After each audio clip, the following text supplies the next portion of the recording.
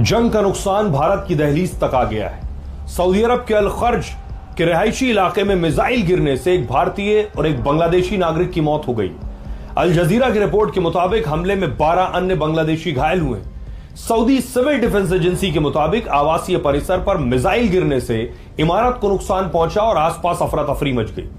इससे पहले ईरान की रिवोल्यूशनरी गार्ड, जो खमनेई की सेना कहलाती है, उसने कहा था कि उसने अल खर्ज समेत कई स्थानों पर रडार सिस्टम को निशाना बनाया है। मिसाइल गिरने की घटना इसी इलाके में सामने आई।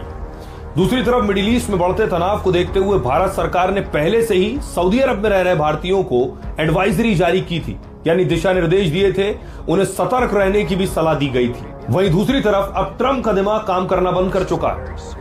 पहले ईरान में 160 से ज्यादा बच्चों की हत्या की, इसका आरोप भी ईरान पर मढ़ने की कोशिश की। ट्रंप ने यहां तक कह दिया कि ईरान ने खुद अपने स्कूल की बच्चियों पर बम गिराया, लेकिन कई रिपोर्ट से बिल्कुल साफ हो गया है कि बच्चियों के स्कूल पर अमेरिका ने बम गिराया था, और एक बार नहीं, दो बार अमेरिका ने हमला किया, यानी जानबूझकर मासूम बच्चियों को मारा गया। और अब ट्रंप ने ईरान के तेल भंडार में आग लगा दी। अमेरिकी राष्ट्रपति ट्रंप की धमकी के कुछ घंटों बाद अमेरिका इजराइल ने ईरान में तबाही मचाई। ईरान के 2 प्रांतों में कई तेल भंडारों को उड़ा दिया गया। तेहरान और अलबोर्ज प्रांत में 5 तेल ठिकानों पर बम दागे गए। इन हमलों में ईरान के 4 टैंकर चालकों की मौत हो गई। हमले पर इजरायली मीडिया वाइनेट ने बड़ा दावा किया। ईरान के 30 फ्यूल टैंक और 3 तेल डिपो निशाना बनाए गए, जिससे तेल भंडार और रिफाइनरी में अचानक भयानक आग लग गई। तेहरान में हमले के बाद तेल शहर की नालियों में पहुंच गया। ऐसा लग रहा है जैसे सड़कों के किनारे आग की नदी बह रही है। ईरान के आसपास से टॉक्सिक रेन यानी काली बारिश हो रही है। काले धुएं से पूरा वातावरण कार्बन और तेल की दुर्गंध से भर गया। ईरान में हमलों के बाद तेहरान में ईंधन कोटा घटा दिया गया है। पहले 30 लीटर प्रतिदिन था, जिसे घटाकर 20 लीटर कर दिया गया। वहीं ईरानी एजेंसी फोर्स के मुताबिक तेहरान के गवर्नर ने जानकारी दी, दरअसल ईरान में मिडिल ईस्ट का दूसरा सबसे बड़ा तेल भंडार है, और दावा है कि ईरान में 209 बिलियन बैरल कच्चे तेल का भंडार है, जबकि सऊदी अरब के पास 267 बिलियन बैरल का तेल भंडार है। ईरान की पूरी अर्थव्यवस्था इसी तेल और गैस के निर्यात पर टिकी होती है। 2023-24 में उसने रोज 15 लाख बैरल कच्चा तेल निर्यात किया। 2024 में ईरान ने तेल निर्यात से सोचिए 3 लाख करोड़ रुपए कमाए। ट्रंप ने ईरान के तेल पर आग लगाई, तो अब ईरान को बदला लेना था, तो ईरानी सेना ने समंदर में अमेरिका की ताकत पर बड़ा हमला कर दिया। उसके 21 जवानों की जान ले ली, यानी अमेरिका के 21 जवानों को मार दिया ईरान ने अमेरिका के नौसेना के बेड़े पर भीषण अटैक किया।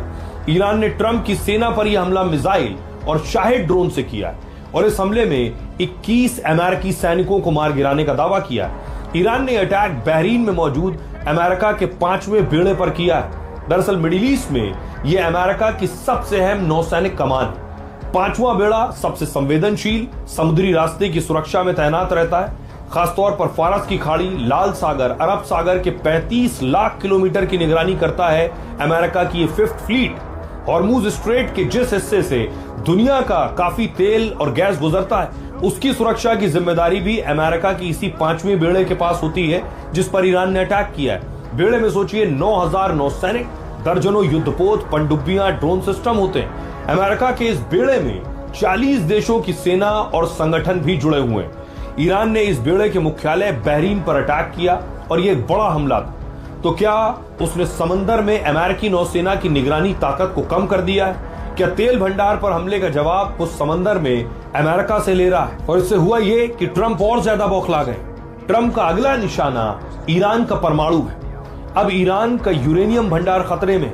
एक अमेरिकी समाचार वेबसाइट की रिपोर्ट में यह आशंका जताई गई। रिपोर्ट के अनुसार अमेरिका इजराइल इस प्लान पर बेहद गंभीर है। दोनों देशों में एक विशेष सैन्य अभियान को लेकर चर्चा है, यानी एक स्पेशल फोर्स मिशन या स्ट्राइक की तैयारी है।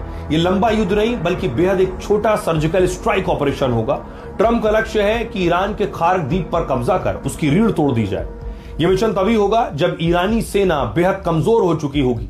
हालांकि यह साफ नहीं है कि अभियान अकेले अमेरिका का होगा या फिर अमेरिका और इजराइल मिलकर इस अभियान को अंजाम देंगे।